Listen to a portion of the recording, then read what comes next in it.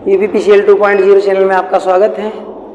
मैं जितेंद्र सर आज आप लोगों के लिए लेकर आया हूं चुनिंदा क्वेश्चन और जो बहुत ही ज़्यादा इम्पोर्टेंट क्वेश्चन है, हाल ही की परीक्षाओं में पूछे गए प्रश्न हैं। अगर हमारे चैनल पर नए हैं तो चैनल को लाइक शेयर सब्सक्राइब कर दें। तो बच्चे लोग, यहाँ पहला क्वेश्चन है कि स्प्लिट फेज इंडक्शन मोटर जो होता है वो कैसा होता है और किसके लिए इसका उपयोग करते हैं और इसका फुल डिटेल क्या है। तो सबसे पहला पॉइंट आपका जो टॉपिक है स्प्लिट फेज प्रेरण मोटर। ठीक है, यहाँ क्वेश्चन है स्प्लिट फेज इंडक्शन मोटर।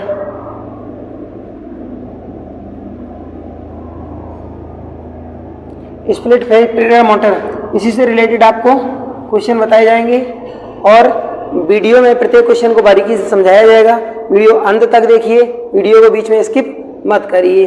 चलिए, तो मेरे बच्चों, यहाँ पर जो स्प्लिट फेज इंडक्शन मोटर जो दिखाया गया है, ये इंडक्शन मोटर जो होता है, जनरली इस मोटर को हम FHP मोटर के नाम से जानते हैं। ठीक है, किस मोटर के नाम से जानते हैं? FHP मोटर के नाम से जानते हैं। अब जो ये FHP है, इसका पूरा नाम क्या होता है? Frictional horse power. ठीक है, फ्रिक्शनल हॉर्स पावर मतलब आंशिक, ठीक है, मतलब आंशिक अश्वशक्ति, आंशिक अश्वशक्ति, आंशिक अश्वशक्ति की मोटर। जो आंशिक अश्वशक्ति की मोटरें होती हैं इनको हम क्या कहते हैं? FHP मोटर कहते हैं। क्या कहते हैं? FHP मोटर कहते हैं। FHP मोटर की दक्षता, ठीक है, FHP मोटर की जो परसेंटेज एफिशिएंसी होती है, FHP मोटर की परसेंटेज जो एफिशिएंसी होती है और इनका जो टार्क होता है, ठीक है, ये क्या होता है? ये कम होता है। ठीक है, आंशिक अश्वशक्ति की मोटरों का टार्क और एफिशिएंसी जो होती है ये कम होती है। आंशिक अश्वशक्ति की जो मोटरें होती हैं ये जनरली कम अश्वशक्ति की तो होती है और इनका उपयोग छोटे छोटे, ठीक है, छोटे छोटे कार्यों के लिए, छोटे छोटे कार्यों के लिए इसको उपयोग में लाया जाता है। ठीक है, छोटे छोटे कार्यों के लिए इसको उपयोग में लाते हैं। अब जनरली स्प्लिट फेज मोटर होता कैसा है, इसका डिजाइन कैसा होता है, इसको बताते हैं। स्प्लिट फेज मोटर सामान्यतः दो कुंडलित मोटर होता है। इसमें पहली कुंडली जो है वो होती है आपकी कौन सी? स्प्लिट फेज मोटर जो होता है ये दो कुंडलित मोटर होता है। इसमें ये जो कुंडली बनाई गई, इस कुंडली को हम कहते हैं स्टार्टिंग वाइंडिंग। ठीक है, स्टार्टिंग कुंडलन, स्टार्टिंग कुंडलन, इसी को कहा जाता है सहायक कुंडलन, सहायक कुंडलन। ठीक है, और इसके साथ में एक यहाँ पर वाइंडिंग 90 डिग्री के एंगल पर स्थापित की जाती है। इस वाइंडिंग को जनरली कहा जाता है रनिंग वाइंडिंग। ठीक है, रनिंग वाइंडिंग या गतिशील वाइंडिंग। यहाँ पर इस कुंडलन के साथ में एक स्थापित किया जाता है क्या? रेजिस्टेंस, और रेजिस्टेंस स्थापित करते हैं। और यहाँ पर एक किया जाता है क्या? CFS। ये CFS क्या है? CFS को हम अपकेंद्रीय स्विच कहते हैं, अपकेंद्रीय स्विच। ठीक है, सेंट्रीफ्यूगल स्विच। ठीक है, सेंट्रीफ्यूगल स्विच या केंद्रीय स्विच कहते हैं। सबसे पहले चलते हैं मेरे बच्चों, जो स्प्लिट फेज इंडक्शन मोटर है, सिंगल फेज की मोटर होती है, ये एकल फेज की मोटरें होती हैं, इनको हम FHP मोटर के नाम से जानते हैं। ठीक है, और इन्हीं को कहा जाता है क्या? Poly phase motor. ठीक है, FHP मोटर को हम पॉली फेज मोटर भी कह सकते हैं। और इसमें जो स्टार्टिंग वाइंडिंग होती है, स्टार्टिंग वाइंडिंग में क्या क्या होता है? फेरे जो होते हैं, ठीक है, फेरे होते हैं। कैसे? फेरे होते हैं अधिक। ठीक है, टर्न जो इसमें है इसकी संख्या होती है अधिक। जब फेरों की संख्या अधिक होगी और तार जो है वो कैसा होता है? पतला। और कौन सा तार होता है? SE ताम्र। ठीक है, SE का मतलब मैंने आपको पहले बताया था पिछले वीडियो में। SE का मतलब होता है सुपर इनेबल्ड वायर। अगर कोई वायर है उसके ऊपर बहुत सा अच्छा जो है लेमिनेशन किया गया है, उसको सुपर एनिमल्ड तार कहेंगे। तार पतला है और फेरों की संख्या अधिक है, मतलब तार की लंबाई ज्यादा और ये है पतला, तो यहाँ पर इसका जो प्रतिरोध होगा, ठीक है, इसका जो रेजिस्टेंस होगा, रेजिस्टेंस कैसा हो जाएगा, रेजिस्टेंस हो जाएगा अधिक, और धारा प्रवाह इसमें जो होगी, ठीक है, धारा प्रवाह जो होगी वो होगी कम, ठीक है। जब यहाँ पर प्रतिरोध का मान ज्यादा होता है तो ये होता है प्रतिघात, जब प्रतिरोध का मान ज्यादा होता है तो प्रतिघात का मान जो है ये कैसा हो जाता है, ये हो जाता है अधिक, ठीक है। रिएक्टेंस कहते हैं, प्रतिघात का वैल्यू जो है वो कैसा हो जाएगा, सॉरी, प्रतिघात का वैल्यू वो कैसा हो जाएगा, कम हो जाएगा। अगर प्रतिरोध ज्यादा है तो प्रतिघात जो है कम हो जाता है, मतलब एक दूसरे के उल्टे होते हैं। अगली बात, इस वाइंडिंग में, जिस वाइंडिंग में फेरों की संख्या ज्यादा होती है उसमें वोल्टेज जो है हम नॉर्मली कहते हैं कि अधिक होता है, परंतु यहाँ मोटर में ऐसा नहीं होता है। मोटर में चाहे वो स्टार्टिंग वाइंडिंग हो चाहे रनिंग वाइंडिंग हो, दोनों में, ठीक है, वोल्टेज का वैल्यू बराबर बराबर होता है। तो ये तो हो गया डाटा आपका सहायक वाइंडिंग का। अब इस साइड में आपकी ये है कौन सी, रनिंग या गतिशील, कौन सी, गतिशील या रनिंग कुंडलन, ठीक है, रनिंग कुंडलन। इसमें जो फेरे होंगे तो फेरे कैसे होंगे, फेरे होंगे कम, किसकी तुलना में, स्टार्टिंग वाइंडिंग की तुलना में। अब फेरे हो गए कम, तार जो है वो हो गया मोटा, इसके बाद रेजिस्टेंस का वैल्यू हो गया कम, एक्स प्रतिघात का वैल्यू जो है वो हो गया अधिक, ठीक है, अधिक। और धारा प्रवाह ये कैसा हो गया, मोटा तार है, फेरों संख्या कम है, धारा प्रवाह होगा अधिक, ठीक है, धारा प्रवाह होगा अधिक। अब इसमें फेरों की संख्या होती है कम, इस वाली वाइंडिंग में ज्यादा होती है। दोनों कुंडलन को नॉर्मली हम किस पर रखते हैं, 90 डिग्री वैद्युत अंतराल, ठीक है, 90 डिग्री इलेक्ट्रिकल डिफरेंस पर दोनों कुंडलन को रखा जाता है। किसको, दोनों कुंडलन को 90 डिग्री के वैद्युतीय अंतराल पर रखा जाता है। अगर आपने यांत्रिक, ठीक है, यांत्रिक डिग्री लिया तो ये रॉन्ग हो जाएगा, तो यांत्रिक नहीं लेना है हमको। किसी भी वाइंडिंग को जब रखते हैं मशीनों में तो क्या करते हैं, वैद्युत अंतराल ही लेते हैं, ठीक है। तो वाइंडिंग की बात समझ में आई। ये तार सुपर एनेमल्ड का, तो ये भी तार सुपर एनेमल्ड का ताम्र तार होता है जिससे वाइंडिंग की जाती है, ठीक है। अब यहाँ पर एक रेजिस्टेंस लगाया गया, रेजिस्टेंस इस वाइंडिंग का प्रतिरोध बढ़ाने के लिए लगाया गया क्योंकि इसमें से धारा जो है वो कम कम प्रवाहित हो। अब केंद्रीय स्विच, सेंट्रीफ्यूगल स्विच इसमें क्यों लगाया गया, सेंट्रीफ्यूगल स्विच लगाने का इसमें एक कारण है कि जब मशीन अपनी कितनी 70 से 80% की स्पीड प्राप्त कर लेती है तो ये सेंट्रीफ्यूगल स्विच क्या होता है, ये सर्किट को क्या करता है, विच्छेदित कर देता है। मतलब जो आपकी स्टार्टिंग वाइंडिंग है, स्टार्टिंग वाइंडिंग को डिस्कनेक्ट कर देता है सेंट्रीफ्यूगल स्विच जब मशीन की गति 70 से 80% प्राप्त हो जाती है। जब मशीन की गति 70 से 80% प्राप्त हो जाएगी तो स्टार्टिंग वाइंडिंग या सहायक वाइंडिंग जो है वो कार्य करना बंद कर देती है। केवल मशीन किस पर, गतिशील या रनिंग वाइंडिंग पर कार्य करती रहती है, ठीक है। तो सेंट्रीफ्यूगल स्विच का काम है कि 70 से 80% जब मशीन अपनी फुल गति की 70 से 80% की स्पीड जब प्राप्त कर लेती है तो मशीन की जो सहायक कुंडलन है, ठीक है, ये डिस्कनेक्ट हो जाती है और केवल गतिशील कुंडलन है यही अकेली कार्य करती है। अब चलते हैं इसके रोटर पर। तो इस मोटर का रोटर जो होता है वो एकल पिंजरा प्रारूपी रोटर होता है। कैसा होता है, इकलौता पिंजरा प्रारूपी, जिसको हम स्क्वायरल केज रोटर भी कह सकते हैं। यहाँ जो रोटर स्थापित किया जाता है ये रोटर जनरली एकल पिंजरा प्रारूपी रोटर होता है। ये आंतरिक वाला भाग है, ये क्या होता है, आंतरिक वाला भाग जो है ये शाफ्ट होता है। शाफ्ट जनरली किससे बनाई जाती है, शाफ्ट जो है MS स्टील से बनाई जाती है, ठीक है। किससे बनाई जाती है, MS स्टील, मतलब माइल्ड स्टील की बनी हुई शाफ्ट होती है। शाफ्ट को किस पर बनाया जाता है, तो बच्चों शाफ्ट को, किसको, शाफ्ट जो होती है, ठीक है, शाफ्ट को खराद, किस पर, खराद मशीन, शाफ्ट को खराद मशीन पर बनाया जाता है, बनाया जाता है। और शाफ्ट को किस पर स्थापित किया जाता है, शाफ्ट को जो है, इस शाफ्ट को हम किस पर स्थापित करेंगे, शाफ्ट को नॉर्मली हम बियरिंग, ठीक है, शाफ्ट को जो है बियरिंग पर स्थापित करते हैं। ठीक है, बियरिंग पर स्थापित करते हैं। जो शाफ्ट है उसको हम बियरिंग पर स्थापित करते हैं और बनाते किस पर है? शाफ्ट को हम किस पर बनाते हैं? खराद मशीन या लेथ मशीन पर बनाते हैं। अब जो शाफ्ट होती है, शाफ्ट के ऊपर बाइंडिंग को धारण करने के लिए किसे स्थापित किया जाता है?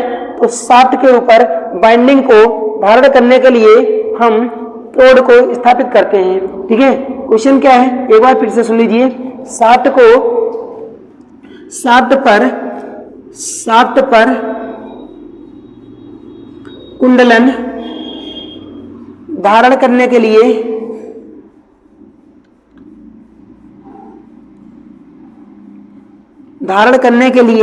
क्रोड को स्थापित किया जाता है। क्रोड को स्थापित किया जाता है। तो जो वाइंडिंग होती है, वाइंडिंग को हम किस पर करेंगे? वाइंडिंग जो होती है जनरली, वाइंडिंग को हम क्रोड के ऊपर करते हैं और क्रोड को शाफ्ट के ऊपर स्थापित किया जाता है। ठीक है, सबसे पहले क्या आया? सबसे पहले आया शाफ्ट, इसके बाद क्या आया? इसके बाद आया आपका कोर, इसके बाद क्या आया? वाइंडिंग। Shaft, core, winding. अब यहां से देखिए, ये हो गया तुम्हारा शाफ्ट। ठीक है, ये हो गया शाफ्ट, ये हो गया क्रोड और ये हो गया तुम्हारा कुंडलन। ठीक है, ये हो गया कुंडलन। अब यहां से क्वेश्चन पूछा गया था कि शाफ्ट पर ऐसा हम क्या स्थापित करते हैं कि जिससे कुंडलन ठंडी होती है। ठीक है, तो यहाँ शाफ्ट और कुंडलन के बीच में केवल एक ही माध्यम होता है जिससे वाइंडिंग जो है वो कैसी हो जाती है? शीतल हो जाती है या ठंडी होती रहती है। शाफ्ट और कुंडलन के बीच हम ऐसा क्या स्थापित करते हैं जिससे कुंडलन ठंडी होती है, शीतल होती है? वो क्या है? वो है क्रोड। ठीक है, शाफ्ट के ऊपर हम क्रोड स्थापित करते हैं जिससे कुंडलन ठंडी होती रहती है। ठीक है, हमारी बात समझ में आई। अब आगे जो रोटर है, इसमें एकल पिंजरा प्रारूपी रोटर स्थापित किया जाता है। इस पिंजरे में होता क्या है कि जो ये पिंजरा बनाया गया, ये पिंजरा जनरली किसका होता है? या तो कॉपर का बना होगा या फिर बना होता है, या तो ये कॉपर का होगा या फिर एल्युमिनियम का होगा। तो इसमें होता क्या है कि जो सिलिकॉन स्टील की क्रोड है, ये सिलिकॉन स्टील की क्रोड को पंच करते हैं। पंच करने के बाद इम्प्रेग्नेशन विधि के द्वारा इसको क्या करते हैं? जो वार्निश होता है, वार्निश में डाल करके उबाल दिया जाता है आधे घंटे तक। उसके बाद ये क्रोड जो है बनकर के तैयार हो जाते हैं। अब क्रोड जो तैयार हुए लेमिनेशन सहित, इसके बाद इसमें जो है होल किए जाते हैं। जो होल किए जाएंगे उसमें हम सीधे सीधे छड़ों को ठोक देते हैं और बाहर से जिस व्यास की हम छड़ लगाएंगे उसी व्यास का क्या लगाएंगे? दोनों तरफ छल्ला लगा देते हैं। तो ये छल्लों को जो है हम जो शाफ्ट की जो क्रोड डाली जाती है उसमें, ठीक है, कुंडलन के लिए जो छड़ें डाली जाती हैं, उन छड़ों को दो छल्ले होते हैं, उन छल्लों के ऊपर जैसे ये छल्ला हो गया और ये वाली छड़ें हो गई, ये हो गया छल्ला। छल्लों को इन जो छड़ें डाली गई हैं, छड़ों को दोनों ओर से आपस में क्या किया जाता है? ब्रेजिंग के द्वारा जोड़ दिया जाता है। ब्रेजिंग क्या है? ब्रेजिंग एक प्रकार की कठोर सोल्डरिंग की विधि है, या कठोर सोल्डर को हम ब्रेजिंग कह सकते हैं। तो इस प्रकार से ये एल्युमिनियम अथवा कॉपर का जो है एक पिंजरा बनकर के तैयार हो जाता है। इसमें किसी भी प्रकार की बाहर से न तो धारा दी जाती है, न इसके द्वारा बाहर किसी भी परिपथ में धारा ली जाती है। और जो स्प्लिट फेज मोटर का जो रोटर होता है, रोटर को स्टार्ट करने के लिए किसी भी युक्ति का उपयोग नहीं किया जाता है, जबकि मोटर को स्टार्ट करने के लिए DOL इस स्टार्टर का यूज किया जाता है। इसका नाम है डायरेक्ट ऑनलाइन स्टार्टर। ठीक है, तो मोटर को स्टार्ट करने के लिए DOL स्टार्टर का उपयोग किया जाता है, जबकि रोटर पर किसी भी प्रकार की कोई भी बाहरी सामग्री नहीं दी जाती है। ना ही इस पर क्या होता है? ना ही इसके रोटर पर स्लिप रिंग होता है और ना ही कम्यूटेटर स्थापित किया जाता है। ठीक है, तो याद रखना, जो स्प्लिट फेज इंडक्शन मोटर होता है, इसके रोटर पर ना ही स्लिप रिंग लगाया जाता है और ना ही इस पर कम्यूटेटर स्थापित किया जाता है। ठीक है, क्योंकि ये बंद पिंजरा है, बंद पिंजरे में, और ना ही इस पर पतले तार के द्वारा वाइंडिंग की जाती है, इसमें मोटे तार के द्वारा छड़ें की जाती हैं। अगली बात, जो रोटर का जो क्रोड होता है, रोटर के क्रोड में खांचे कैसे होते हैं? खांचे होते हैं कैसे? खांचे होते हैं उड़ता बंद खांचे। इसमें आंशिक या फिर खुले खांचों का उपयोग नहीं किया जाता है। अगली बात, जो किसी भी मशीन का अगर रोटर होगा तो रोटर के जो ध्रुव होते हैं वो किधर, बाहर की ओर बढ़े हुए होते हैं। कैसे होते हैं, बाहर की ओर बढ़े हुए होते हैं। इस प्रकार से अगर रोटर बना रहे हैं तो ये रोटर का बाहरी सतह, या ये हम कहेंगे ये रोटर का जो है ये फेस है, इसको हम क्या कहेंगे, रोटर फेस कहेंगे। ऐसे जो है ये वाला ये रोटर फेस है, ठीक है। जो बाहरी सतह होती है रोटर की वो कैसी होती है, बाहर निकली हुई। जो स्टेटर की बात अगर करते हैं तो स्टेटर का जो पोल होता है वो कैसा होता है, स्टेटर का पोल जो होता है वो कैसा होता है, अंदर की ओर धसा हुआ होता है, ठीक है। स्टेटर का क्रोड और रोटर का क्रोड, दोनों के दोनों क्रोड सिलिकॉन स्टील की पत्तियों से नॉर्मली बनाए जाते हैं, ठीक है। और जो क्रोड की मोटाई है वो होती है 0.5 mm। क्रोड में 4% क्या मिलाते हैं, 4% सिलिकॉन मिलाया जाता है, ठीक है। तो ये सिलिकॉन स्टील की क्रोड होती है जिनके ऊपर हम कुंडलन को स्थापित करते हैं। अब स्प्लिट फेज मोटर के रोटर में पूर्णतः बंद खांचों का उपयोग किया जाता है, जबकि स्प्लिट फेज मोटर के स्टेटर में जो है वो हम कैसे, आंशिक या आंशिक रूप से खुले हुए खांचों का उपयोग करते हैं। ये खांचा जो हम बना रहे हैं ये आंशिक खुला हुआ खांचा है, ठीक है, आंशिक खुला हुआ खांचा है, जबकि ये आंशिक खुला हुआ खांचा है। इसका उपयोग हम बाइंडिंग क्या करते हैं, यहाँ से वायर भरते हैं और इधर से डालते हैं, इसके ऊपर बाइंडिंग लपेट दिया जाता है। ये आंशिक, ये जो है ये आंशिक खांचे हैं, ठीक है, ये आंशिक खांचे हैं। और जो पूर्णतः बंद खांचे होते हैं वो पूर्णतः बंद खांचे कुछ इस प्रकार से होते हैं, ठीक है। तो रोटर में इन खांचों का उपयोग किया जाता है, जबकि स्टेटर में आंशिक खांचों का या आंशिक बंद खांचों का उपयोग किया जाता है, ठीक है। अब इस जो स्प्लिट फेज इंडक्शन मोटर है, इस मोटर का उपयोग जनरली हम पेट्रोल पंप पर कंप्रेसर जहां पर लगाया जाएगा, चाहे वो एयर का कंप्रेसर हो, चाहे पेट्रोल पंप पर ऑयल निकालने के लिए कंप्रेसर हो, चाहे वो वाटर कंप्रेसर हो, गाड़ी की जहां धुलाई वगैरह होती है वहां कंप्रेसर पंप लगा होता है, ठीक है। जहां पर कंप्रेसर होता है या कंप्रेसर की जब बात होती है तो वहां पर स्प्लिट फेज इंडक्शन मोटर का उपयोग किया जाता है, ठीक है। तो स्प्लिट फेज इंडक्शन मोटर का उपयोग हम पेट्रोल पंप, ठीक है, वाटर जो प्रेशर बनाते हैं वहां पर, या फिर जो दमकल कर्मी होते हैं उनकी वाहनों में, गाड़ियों में, ठीक है। तो ये सब सिस्टम लगा होता है। अब और इसका उपयोग हम जनरली किस में कर सकते हैं, जो इसका उपयोग हम रेफ्रिजरेटर में भी करते हैं, लेकिन रेफ्रिजरेटर में सेंट्रीफ्यूगल स्विच के स्थान पर, ठीक है, रेफ्रिजरेटर में सेंट्रीफ्यूगल स्विच के स्थान पर एक सामुद्रिक प्रारूपी रिले का उपयोग किया जाता है, ठीक है, क्योंकि वो ऑटोमेटिक चलता और बंद होता है।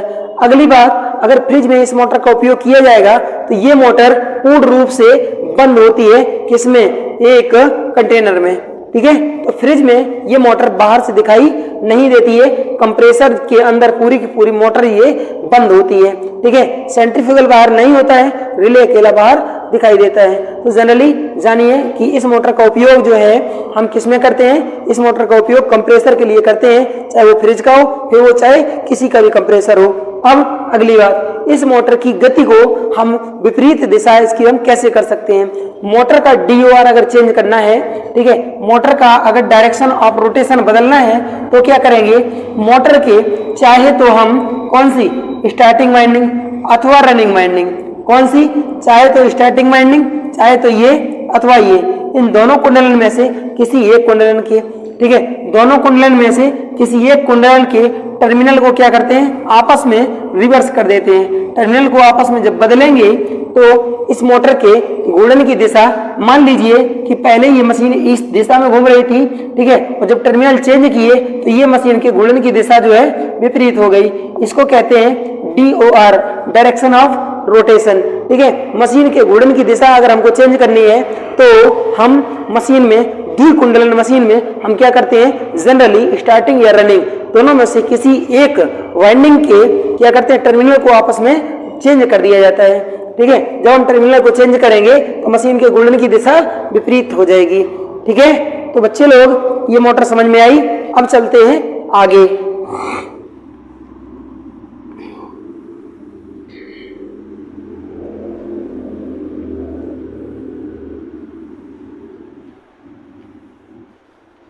इससे रिलेटेड जितने भी क्वेश्चन बन सकते थे मैंने आपको क्वेश्चन बताए हैं। और एक बात और है,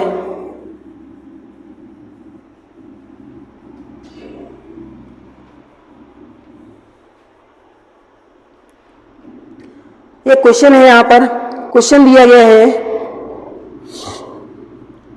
निम्न में कौन सा उपयंत्र या तापक उपयंत्र जो बिना कांटेक्ट के होता है। यहाँ पर क्वेश्चन दिया गया है कि कौन सा तापमापक उपयंत्र बिना कांटेक्ट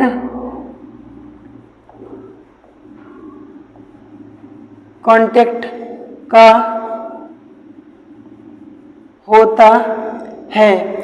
मान करके चलिए कि जैसे कोई भी वस्तु है, जैसे ये वस्तु है, इसका उपयोग हम इस पर टच करके ना करें, ठीक है, दूर से ही उपयोग कर लें। तो ऐसा कौन सा तापमापक इंस्ट्रूमेंट है, ठीक है, जो कांटेक्ट लेस होता है, जिसमें कोई भी कांटेक्ट नहीं करना पड़ता है, तब भी वो तुम्हारा टेम्परेचर बता देता है। तो ऐसा कौन सा इंस्ट्रूमेंट है? तो बच्चों ये इंस्ट्रूमेंट जो है ये होता है पायरोमीटर, ठीक है।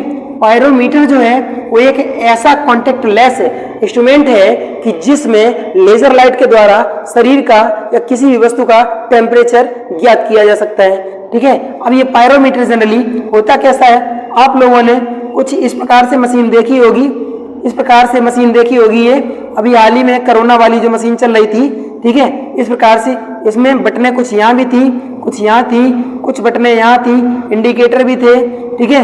और पीछे जो है वो क्या था, यहाँ जो है स्क्रीन थी, ठीक है। तो ये मशीन जो है, इस मशीन को यहाँ से क्या निकलता था, इस पे लेजर की लाइट निकलती थी और इसी मशीन को कहा जाता है पायरोमीटर। बात समझ में आई? तो ये एक ऐसा इंस्ट्रूमेंट है जिसके द्वारा टेम्परेचर का मापन किया जाता है, परंतु दूर से, ठीक है, परंतु दूर से। इस मशीन को किसी भी इंस्ट्रूमेंट में टच करने की जरूरत नहीं होती है और ये दूर से ही क्या करता है, टेम्परेचर का मापन करता है इस लेजर लाइट के द्वारा। जैसे मान करके चलिए एक होता है टेकोमीटर, ठीक है, टेकोमीटर होता है। तो टेकोमीटर जो डिजिटल टेकोमीटर होता है, ठीक है, डिजिटल टेकोमीटर होता है, उसमें क्या होता है, वो डिजिटल जो टेकोमीटर होता है वो कुछ इस प्रकार का होता है, इस प्रकार का होता है। इसमें होता क्या है कि यहाँ पर एक लेंस लगा होता है, यहाँ से निकलती है लेजर बीम और इस एरिया में यहाँ पर एक स्विच होता है, इसको लॉक, ठीक है, लॉक स्विच कहते हैं। इसके बाद यहाँ पर रहती है स्क्रीन, ठीक है, यहाँ पर रहती है स्क्रीन और एडजस्टर होता है यहाँ, ठीक है। तो एडजस्टर को जो स्टार्टर भी हम कह सकते हैं, ठीक है। तो स्टार्ट बटन यहाँ होती है, इसको स्टार्ट कर देंगे, स्क्रीन जलेगा। अब क्या करेंगे, तो इसमें से लेजर लाइट निकलने लगती है। तो अगर कोई फैन वगैरह घूम रहा है तो उसके तल पर या सतह पर या जो पंखी होती है उसके ऊपर इसका लेजर लाइट डालेंगे तो इसमें ये टेकोमीटर क्या करता है, आरपीएम में इसकी रोटेशन या गति दिखाता है, ठीक है। और इस लॉक की के द्वारा जब लॉक कर देंगे तो यहाँ पर जितना भी रीडिंग आएगा वो इसी में सेव हो जाता है। तो ये दूर से भी बिगर कांटेक्ट के ये क्या कर रहा है, ये आरपीएम का मापन कर रहा है। तो ये कांटेक्ट लेस आरपीएम रीडर भी इसको कह सकते हैं। क्या कहेंगे, कांटेक्ट लेस आरपीएम रीडर भी इसको कहा जा सकता है। जबकि ये मशीन तापमान का मापन कर रही है तो ये कांटेक्ट लेस क्या कहेंगे हम, टेम्परेचर रीडर है, टेम्परेचर को पढ़ लेती है दूर से ही। और इसका वास्तविक नाम जो है वो होता है पायरोमीटर। यहाँ जो मैंने बताया है ये होता है टेकोमीटर, ठीक है।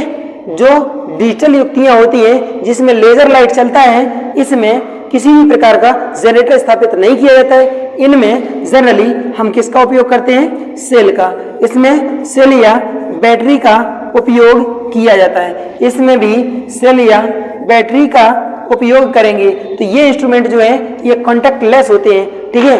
अब क्या कांटेक्ट इंस्ट्रूमेंट भी होते हैं जिनके द्वारा तापमान का मापन किया जा सकता है? जी हाँ, जो पायरोमीटर होता है, पायरोमीटर सबसे अधिक, ठीक है, सबसे अधिक तापमान का मापन कर सकते हैं पायरोमीटर के द्वारा।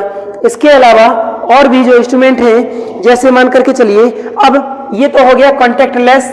अब कांटेक्ट वाले, ठीक है, कांटेक्ट इंस्ट्रूमेंट, कांटेक्ट जो ताप मापक होते हैं, ताप मापक उपयंत्र होते हैं, ये कौन कौन से होते हैं? लिखेंगे सबसे पहले थर्मामीटर, थर्मामीटर प्रतिरोध तापमापी, प्रतिरोध तापमापी। इसके बाद थर्मोकपल, थर्मोकपल। इसके बाद होता है आरटीडी, ये जो प्रतिरोध तापमापी है इसी को आरटीडी भी कहते हैं, रेजिस्टेंस टेम्परेचर डिटेक्टर होता है इसका पूरा नाम, ठीक है, रेजिस्टेंस टेम्परेचर डिटेक्टर, इसका नाम होता है रेजिस्टेंस टेम्परेचर डिटेक्टर, ठीक है। तो इनमें सभी में क्या होता है, अब जनरली एक एक करके बताते हैं। जो थर्मोमीटर होता है, थर्मोमीटर में होता क्या है कि हम लोग जो बुखार जो नापते हैं, जो डॉक्टर लोग टेम्परेचर शरीर का मापते हैं, ठीक है, इसी के जैसा होता है, सेम इलेक्ट्रॉनिक भी होता है या इलेक्ट्रॉनिक नहीं भी होता, पारा उसमें रहता है। जो इलेक्ट्रॉनिक होता है उसमें स्क्रीन होती है और यहाँ आगे थोड़ा सा पॉइंट निकला रहता है और वही जो है मुख के अंदर दबवा देते हैं जीभ के नीचे या फिर कहीं बगल में या हाथ के पास इसे रखवा करके और टेम्परेचर रीडिंग कर लेता है। तो कॉन्टेक्ट हो रहा है ना, ऐसे अगर पकड़े, ऐसे इसको छुआए तो कॉन्टेक्ट हो रहा है, तो ये कॉन्टेक्ट वाला हो गया, मतलब थर्मोमीटर जो है ये कॉन्टेक्ट यूज है। अब प्रतिरोध तापमापी ये कैसा होता है, इसमें एक रजिस्टिव मटेरियल का एक लंबा सा छड़ लगा होता है, ठीक है, एक लंबा सा छड़ लगा होता है और यहीं पर बना होता है इसका ये पूरा सिस्टम, ठीक है। तो इस हिसाब से ये बनी होती है और इसमें होता क्या है कि इसमें यहाँ पर होती है एक रीडिंग और यहाँ पर होता है स्टार्ट बटन। अब क्या करते हैं, जैसे भट्टी या कहीं ऐसा हमको टेम्परेचर ज्ञात करना है आंतरिक भाग का, तो ये जो छड़ी होती है इसी को उसके अंदर सीधे डाल दिया जाता है। तो ये जब गर्म होगा तो ये रजिस्टिव मटेरियल का बना होता है, जैसे ही गर्म ये होगा यहाँ पर रीडिंग देने लगेगा, ठीक है। आप अगर देखेंगे तो जो थंबनेल स्क्रीन पर लगाया गया है वहां पर इस प्रकार का इंस्ट्रूमेंट आपको देखने के लिए मिल जाएगा। थर्मोमीटर भी देखने के लिए मिल जाएगा, थर्मोमीटर जनरली जिससे हम बुखार मापते हैं, ठीक है। और ये सभी जो है ये कॉन्टेक्ट होते हैं। और इसके बाद थर्मोकपल जो होता है इसमें द्विधातु पत्तियां होती हैं, ये भी ताप का मापन करता है। द्विधातु पत्तियां होती हैं और उन पत्तियों को जब तक ताप के संपर्क में नहीं लेकर के जाएंगे जब तक ये जो टेम्परेचर है उसका मापन नहीं करेगा। अब बात आती है आगे, जितने भी तापमापक होते हैं ये टेम्परेचर को किसमें नॉर्मली किसमें मापते हैं, तो ये फ़ारेनहाइट में और सेल्सियस पैमाने पर ये दोनों जो है तापमान, ये सभी जो है ये ताप का मेजरिंग करते हैं, ये ताप का मापन करते हैं। मनुष्य के शरीर का डिग्री सेल्सियस में जो तापमान होता है ये 36.7 और इधर जो है ये जो है 98, ठीक है, 98.2 डिग्री फ़ारेनहाइट में अगर पूछा जाए, ये मनुष्य के शरीर का सामान्य ताप जनरली इतना लिया जाता है डिग्री सेल्सियस, ठीक है। बात हमारी समझ में आई, पैमाने समझ में आए। चलिए अगला क्वेश्चन जो है वो परीक्षा में आया हुआ था। क्वेश्चन में पूछा गया था निम्न में से किस फ्यूज सामग्री वायर में किस धातु की कीमत कम नहीं होती है। क्वेश्चन क्या था,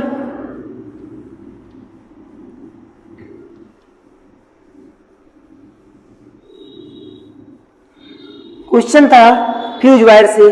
क्वेश्चन किससे था, क्वेश्चन था फ्यूज वायर से। क्वेश्चन क्या पूछा गया था कि निम्न में से किस फ्यूज सामग्री, फ्यूज तार सामग्री की कीमत